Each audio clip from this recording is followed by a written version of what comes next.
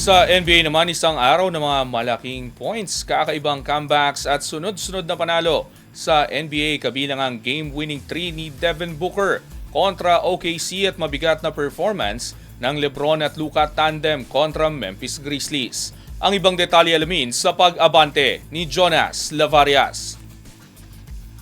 Busog na naman ang mga NBA fans sa isang araw na puno ng aksyon mula sa mga big-time performances hanggang sa kakaibang comebacks na patuloy na nagpapainit sa labanan sa gitna ng NBA season. Pinangunahan ni Donovan Mitchell ang Cleveland Cavaliers sa kanyang 33 points, samantalang si Darius Garland ay nagtala ng 18 points at 8 rebounds sa pagtulak ng kupunan sa ikatlong sunod nilang panalo 113-108 laban sa injury plague na Detroit Pistons. Sa Brooklyn, si Michael Porter Jr. ang nanguna sa kanyang 27 points at 11 rebounds upang iabante ang Nets sa 127-115 na panalo laban sa Denver Nuggets.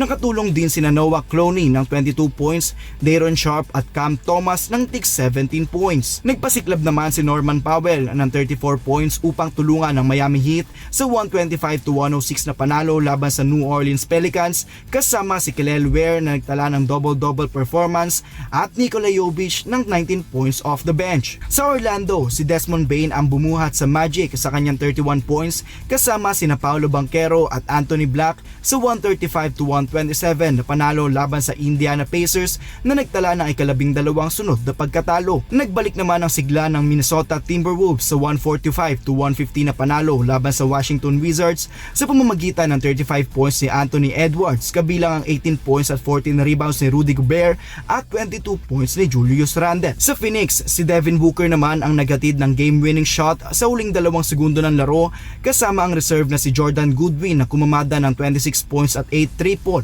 sa 108-105 na panalo upang tuldukan ang kanilang ikawalong sunod na pagkatalo laban sa Oklahoma City Thunder. Samantala, si Luka Doncic naman ang nanguna sa Los Angeles Lakers sa kanyang 36 points, 9 rebounds at 8 assists kasama si LeBron James na nagtala ng 26 points at 10 assists sa 120-114 na panalo laban sa Grizzlies. Ang mga resulta sa araw na ito ay lalong nagpatibay sa katayuan ng ilang kupunan sa kanilang conference at patuloy na nagpainit sa labanan sa gitna ng NBA season. Ako, si Jonas Lavarias, Abante Sports, now na!